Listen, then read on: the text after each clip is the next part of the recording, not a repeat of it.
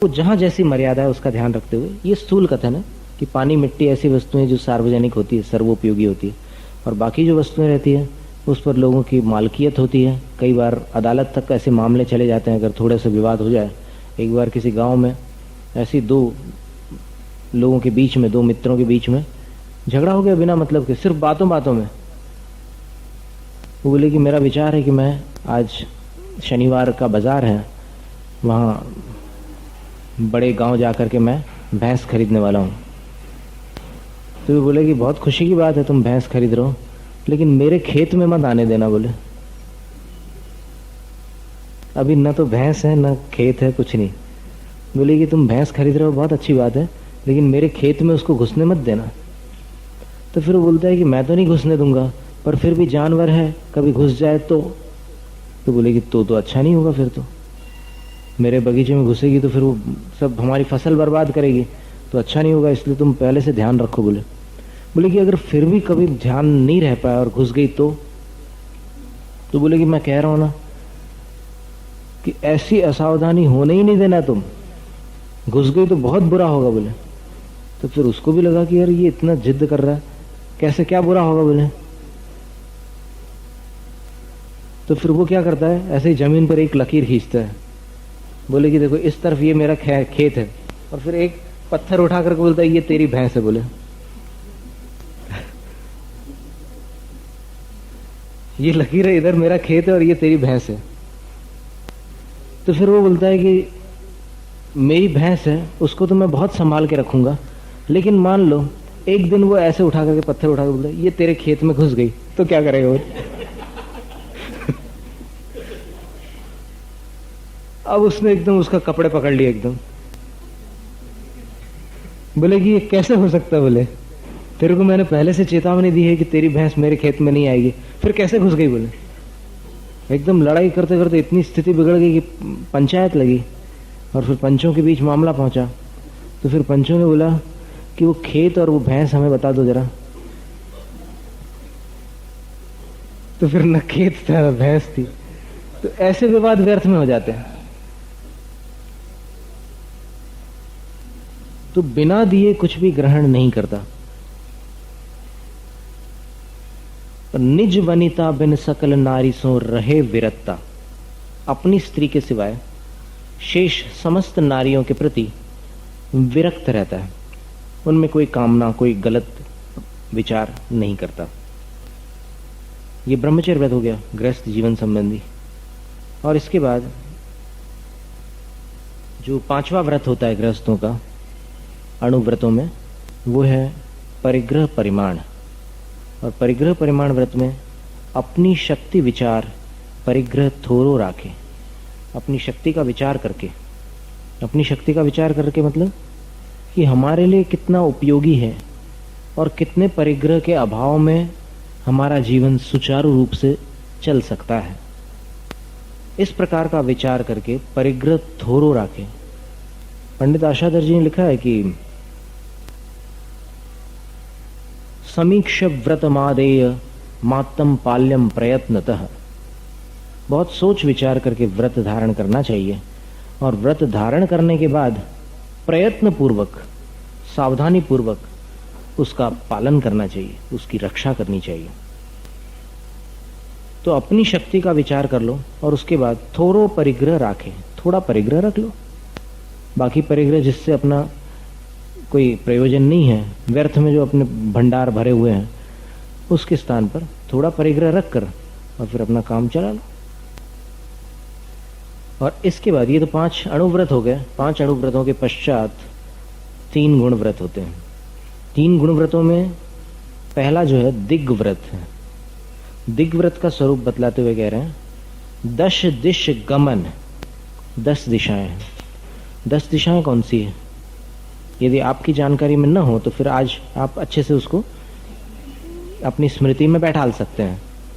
4 तो सब लोग जानते हैं, और इन 4 के बीच में जो दिशा होती है, विदिशा बोलते हैं उसको, उनके नाम भी अपने ख्याल में रखो। और पहली दिशा कौन सी है? पूर्व। और अंतिम नहीं, अपन अब 10 दिश जो लिखा ना, यहाँ दिश का अर्थ यहाँ पर दिशा विदिशा सब मिक्स करके पूरा मिला करके दिशा लिखा। तो अंतिम जो होती है वो ईशान कहलाती है। ईशान कोण वो अंतिम माना जाता है। पहला पूर्व, तो पूर्व, और इसके बाद अपन ऐसे दाहिनी हाथ की तरफ चलते जाएं तो दिशाओं का जो है ना परिमाण ऐसे होगा। तो पूर्व दिशा ये है, भगवान जिस तरफ अभिमुख है, तो पूर्व दिशा की दाहिनी ओर जाएंगे आप, तो दाहिनी ओर एकदम 90 का कोण अगर बनाएंगे, तो जैसे अपना मुख इधर और फिर ये दाहिना हाथ है, मुख पूर्व की ओर करके दाहिना हाथ देखोगे तो दाहिना हाथ दक्षिण दिशा है। दक्षिण का अर्थ ही दाहिना होता है। दक्षिण शब्द को हिंदी में क्या बोलते हैं? दाहिना। वो दक्षिण शब्द से अपभ्रंश होकर के दाहिना बन गया। और फिर इधर दक्षिण की तरफ मुख करके खड़े हो जाओगे तो दाहिने हाथ पर पश्चिम दिशा आ जाएगी, और पश्चिम की ओर मुख करके खड़े हो जाओगे तो दाहिने हाथ पर उत्तर दिशा आ जाएगी। अब इनके बीच के कोण देखिए। अब अंग्रेजी में भी हम नाम बतला देंगे आपको और फिर हिंदी में भी। तो सबसे पहले देखें तो दक्षिण, पूर्व और दक्षिण के बीच में, जिसको साउथ ईस्ट बोलते हैं, अंग्रेजी में साउथ ईस्ट बोलते हैं, इसको आग्नेय कोण कहा जाता है। और ग्रीष्म काल में जब आग्नेय कोण से वायु बहती है तब सर्वाधिक उष्णता होती है, सबसे ज्यादा गर्मी उस समय पड़ती है जब आग्नेय कोण से वायु बहती है। तो ये आग्नेय कोण हो गया। फिर इसके बाद कौन? दक्षिण दिशा है। दक्षिण दिशा और पश्चिम दिशा है। अब दक्षिण और पश्चिम के बीच वाला जो कोण है उसका नाम है नैऋत्य कोण। नैऋत्य, उसको साउथ वेस्ट कहते हैं इंग्लिश में। आग्नेय साउथ ईस्ट और नैऋत्य साउथ वेस्ट। इसके आगे अब पश्चिम और उत्तर के बीच में चले जाएं तो वहां पर वायव्य कोण होता है। नॉर्थ वेस्ट उसका नाम है इंग्लिश में, नॉर्थ वेस्ट। और संस्कृत में, हिंदी में क्या बोलते हैं? वायव्य कोण। वायु कोण नहीं, वायव्य कोण। और अंत में उत्तर और पूर्व के बीच में जो आता है उसका नाम है ईशान कोण। और उत्तर और पूर्व के बीच को अंग्रेजी भाषा में नॉर्थ ईस्ट बोलते हैं।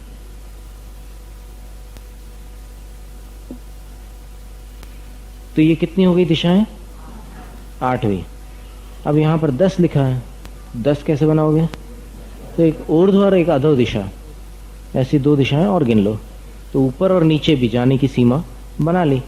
तो गमन प्रमाण ठान, वहां तक जाने का जो प्रमाण है, यानी जो मर्यादा है, जो सीमा है, उसको ठान लेता है वो कि अब जीवन भर मैं दिग्व्रत धारण करते हुए इतनी मर्यादा तक अपना गमनागमन रखूंगा, इसके आगे जाने का मेरा त्याग होगा, ये संकल्प ले लिया।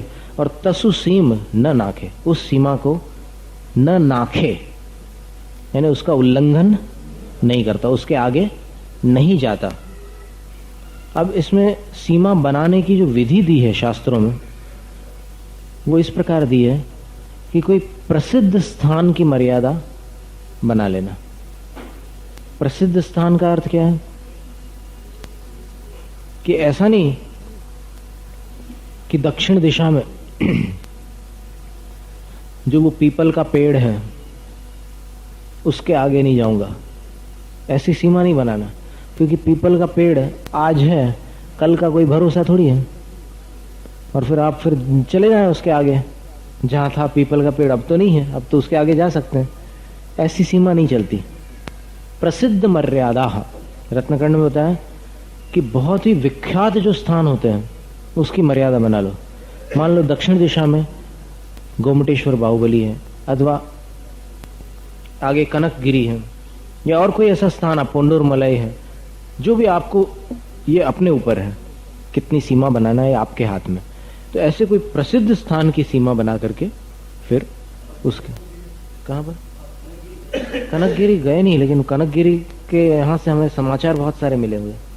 शांतिनाथ भगवान की स्तुति की और आचार्य पूजपाद स्वामी ने कहते हैं कि सर्वार्थ सिद्धि ग्रंथ की रचना उसी कनकगिरी में की है, ऐसा कहते हैं वहां पर।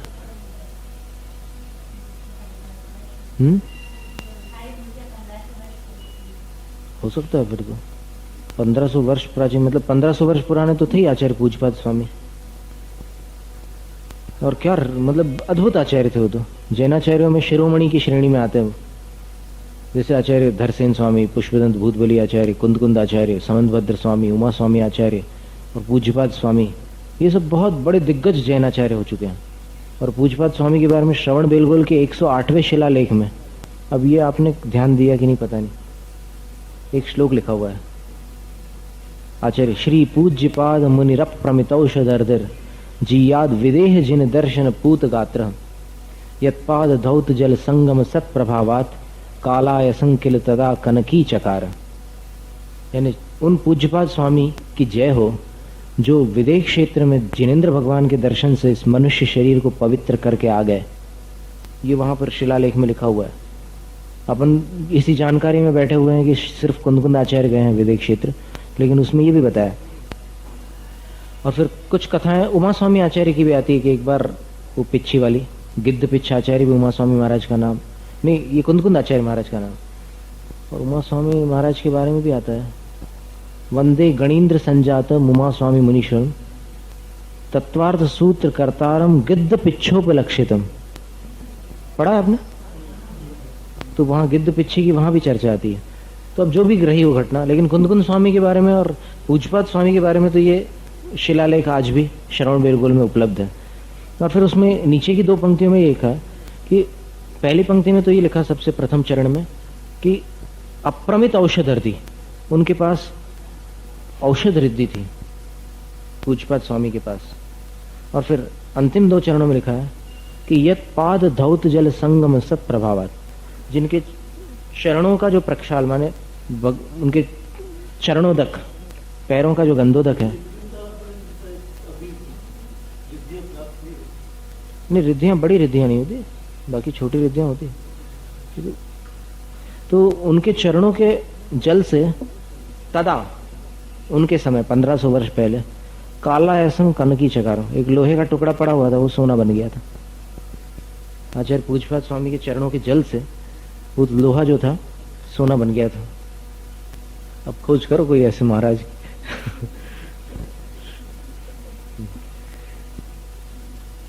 तो 10 दिशाओं में गमन का परिमाण ठानकर उस सीमा का उल्लंघन नहीं करता। ऐसे ही दक्षिण की बात हुई, और दक्षिण की बात में फिर दक्षिण के आचार्यों की भी चर्चा हो गई थोड़ी सी। ऐसे पश्चिम है या पूर्व है, सभी दिशाओं में 10 दिशा विदिशा सब में एक सीमा बना ली, ये जीवन भर की सीमा होती है। और फिर देश व्रत में जो सीमा होती है वो समय के परिमाण को लेकर से, जैसे 1 महीना 4 महीना, चौमासे में साधु लोग ये कर लेते ना सीमा कि इसके बाद हम इतने क्षेत्र का उल्लंघन नहीं करेंगे। तो इस प्रकार की सीमा श्रावक भी करते हैं, तो उसको देश व्रत कहते हैं। देश व्रत में कैसी सीमा होती है? ताहू में फिर ग्राम गली गृह बाग बजारा,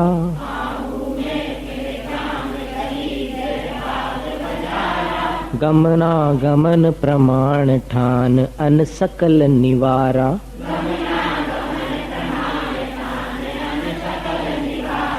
काहू की धन हानि किसी जय हार न चिंते,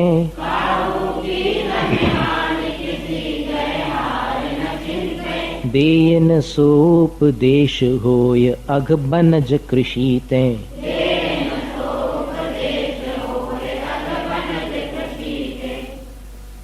ताहू में, अब वो जो दिग्व्रत की सीमा बनाई थी ना, बहुत बड़ी सीमा थी, पूरा हिंदुस्तान था उसमें, या फिर हिंदुस्तान के आगे की भी हो सकती सीमा किसी की।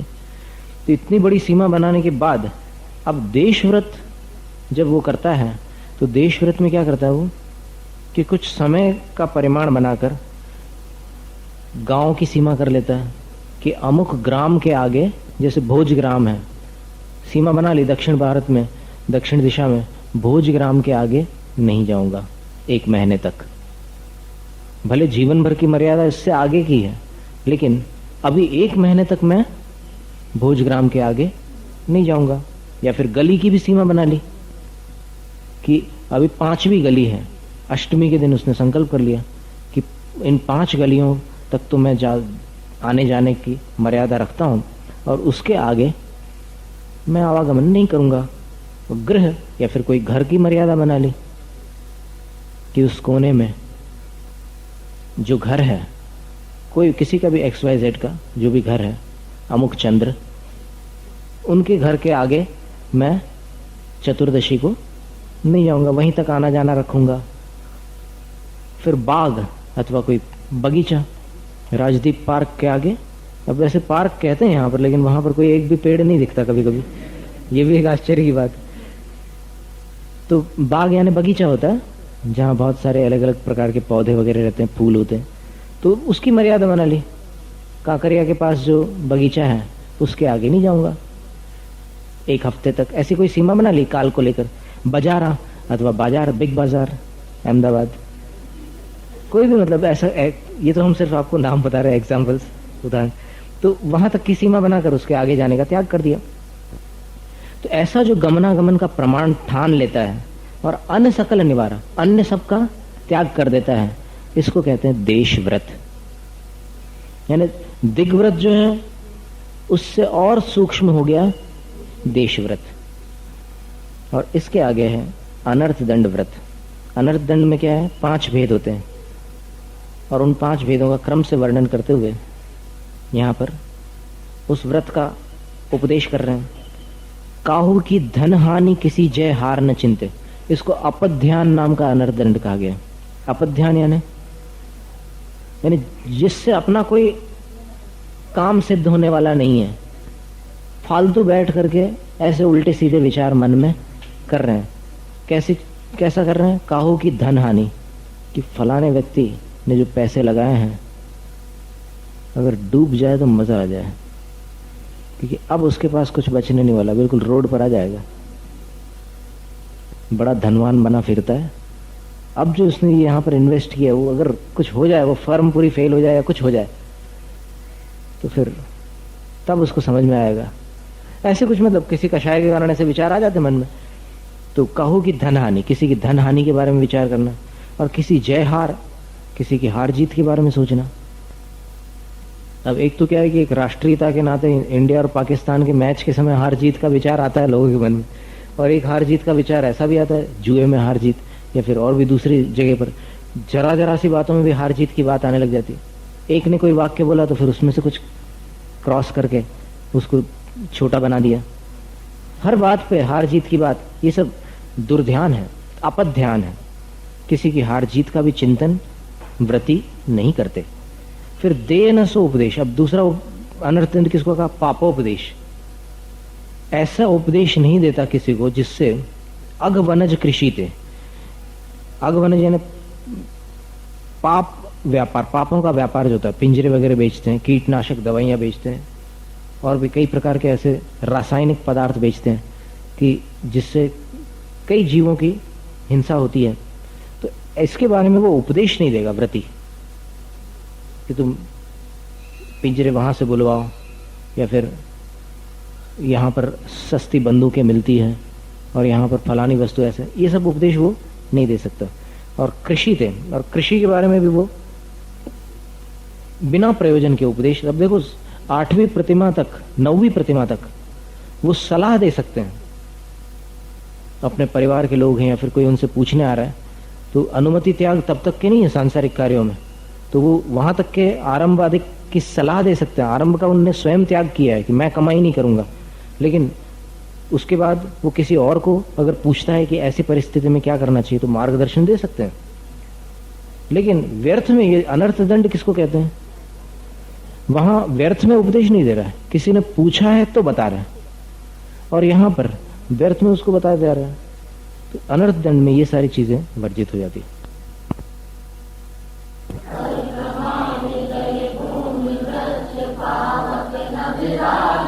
असि धनु हल हिंसोपकरण नहीं दे यश लाधे।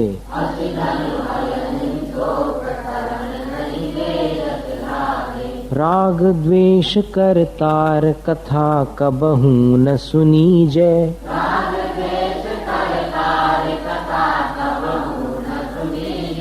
और हुआ नरथ दंड हेतु अघतिने न कीजे।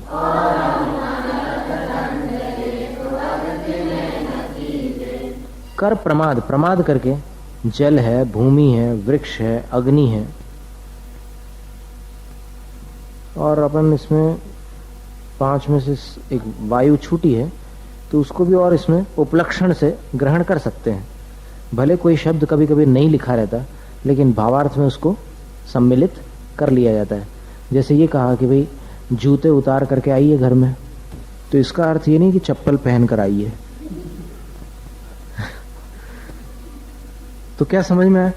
शब्द अपन ने एक कहा है कि जूते उतार कर आना, तो इससे समझने वाला समझदार व्यक्ति क्या समझ लेता है कि चप्पल भी उतार करके आना चाहिए। इसी प्रकार यहाँ पर 4 स्थावरों का नाम लिखा है, तो अब समझदार व्यक्ति को यह भी समझ लेना चाहिए कि वायु की भी व्यर्थ में विराधना नहीं करना है प्रमादवश।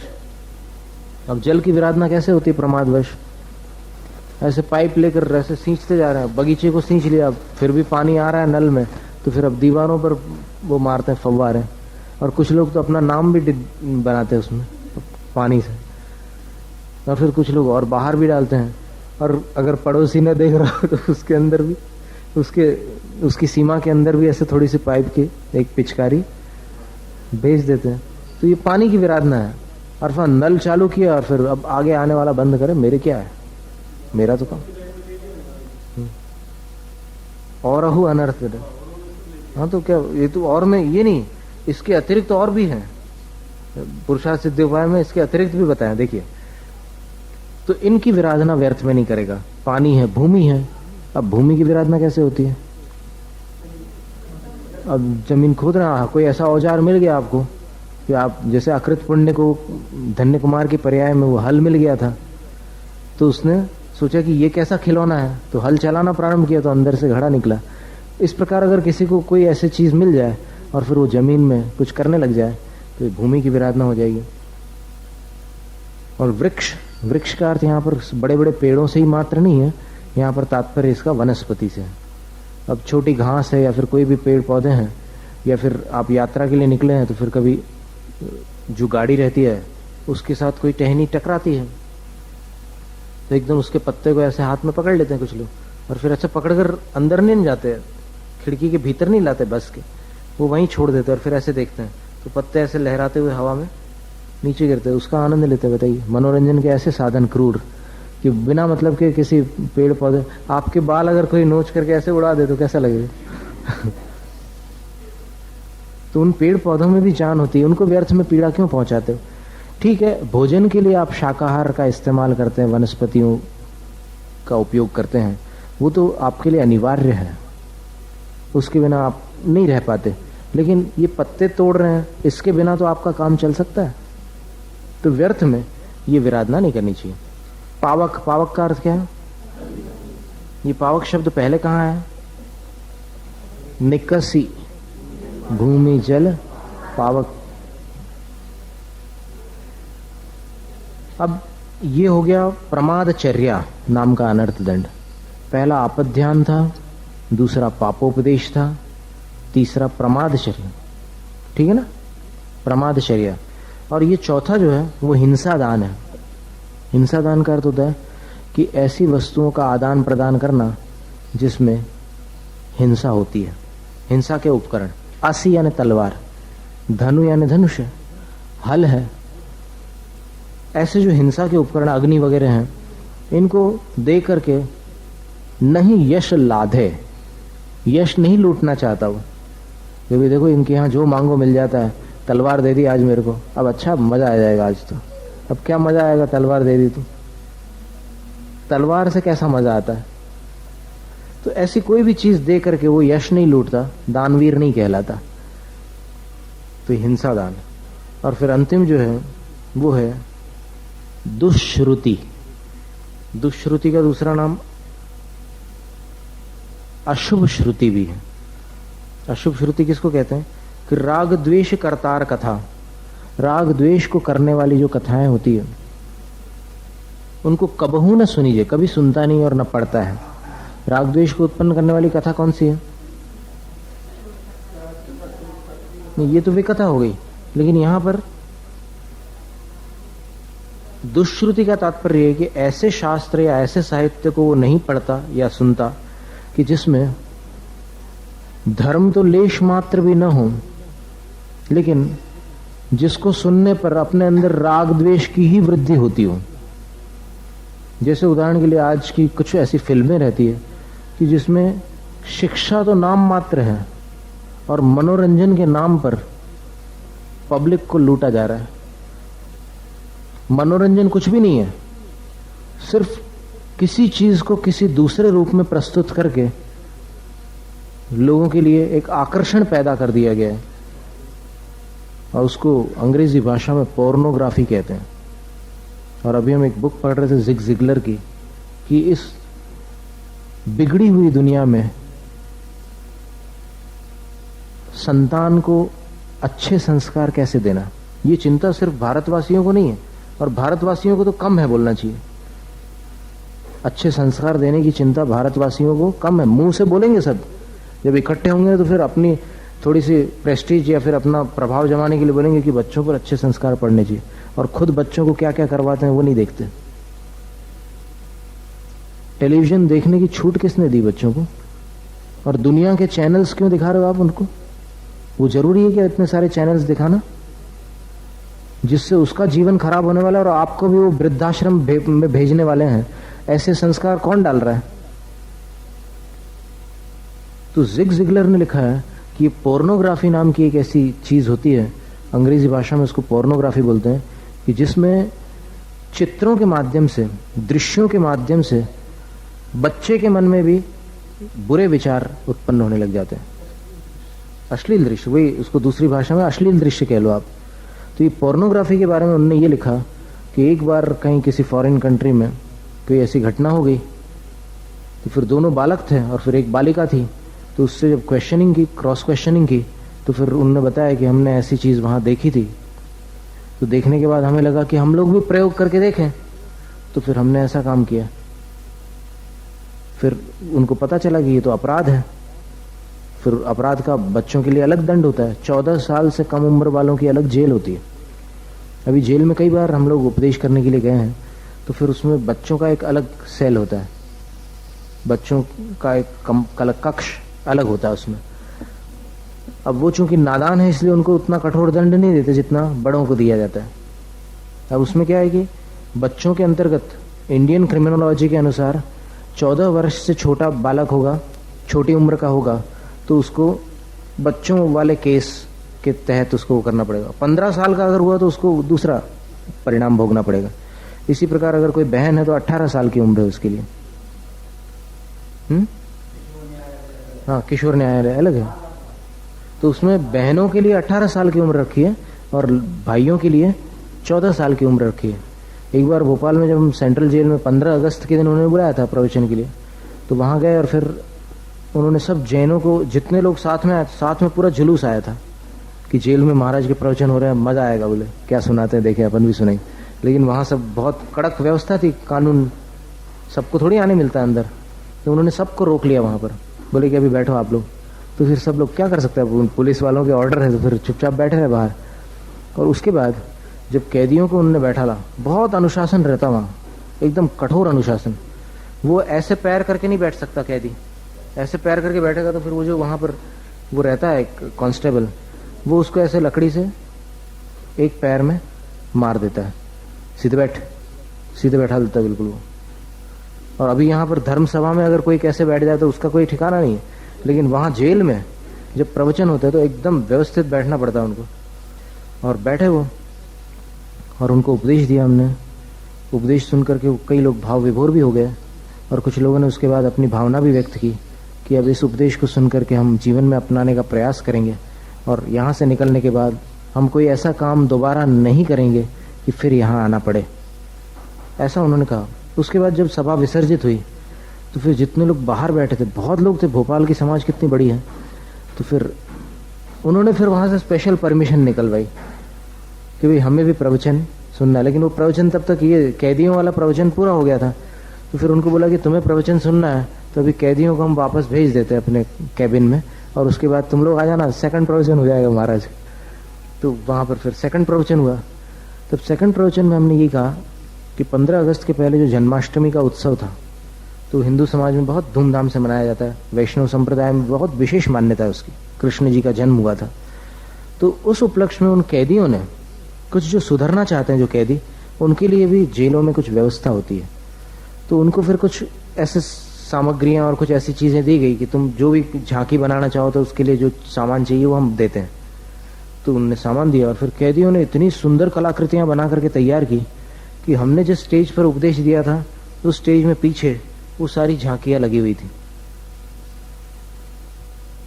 तब जब बाद में सेकंड प्रवचन हुआ, दूसरा उपदेश हुआ, तब हमने समाज के लोगों से ये उपदेश देकर के कहा, एक अपील, एक बात कही उनके लिए कि देखो, यहां जेल में सारे लोग दुष्ट होते हो और संवेदना शून्य होते हो,